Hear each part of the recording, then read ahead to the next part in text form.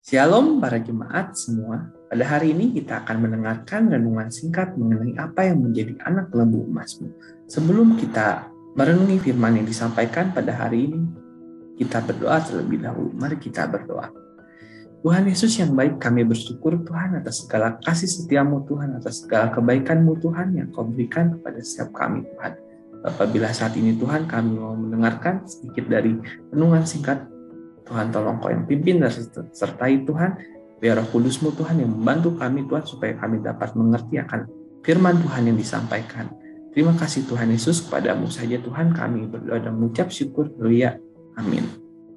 Jika para jemaat sekalian membuka kitab Keluaran 32 ayat 1-20. Di situ diceritakan bangsa Israel membangun patung anak lembu emas. Patung anak lembu emas menjadi berhala bagi bangsa Israel. Padahal Tuhan tidak suka itu.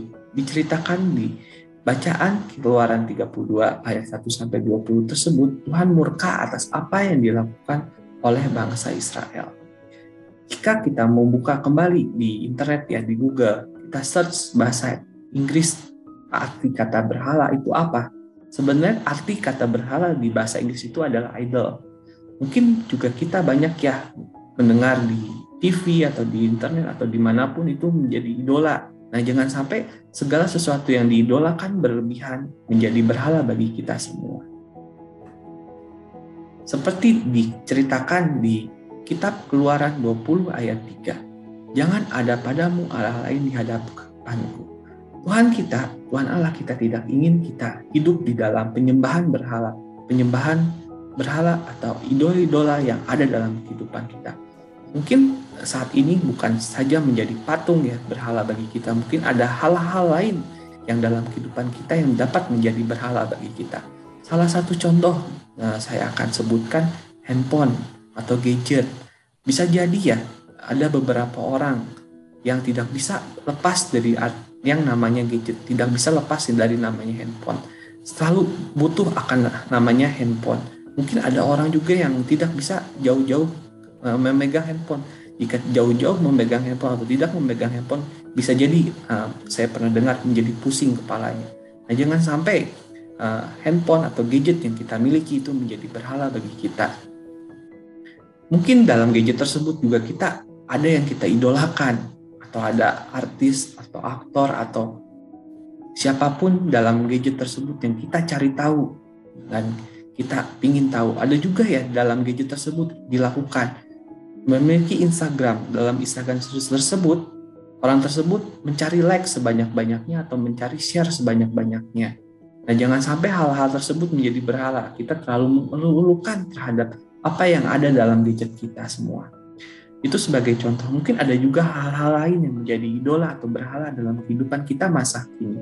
Seperti karir, budaya, keuangan, kekuasaan, kenyamanan, kebahagiaan, entertain, terkenal, penerimaan, atau sebagainya.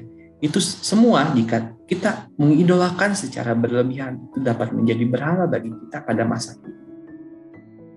Jika kita buka kembali di kitab Yohanes 14 ayat 6, Tuhan Yesus berkata, "Akulah jalan kebenaran dan hidup.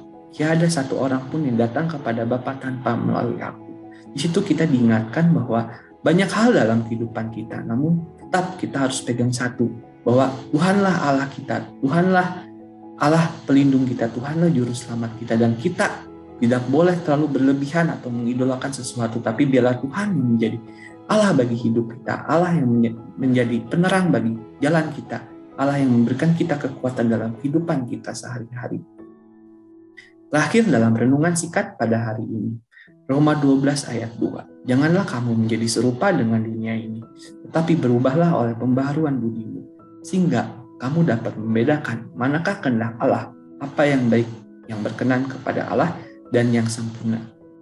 Demikianlah renungan singkat pada hari ini. Biarlah kita semua dapat memilah-milah, dapat melihat kembali apakah hal-hal yang dapat menjadi berhala, menjadi idola bagi kita. Dan selalu kita ingat satu hal, bahwa Tuhan ada di dalam hati kita, Tuhan ada dalam kehidupan kita bila kita selalu menyembah Tuhan, menghormati Tuhan, dan takut akan Tuhan. Demikianlah firman Tuhan yang disampaikan pada renungan singkat. Shalom.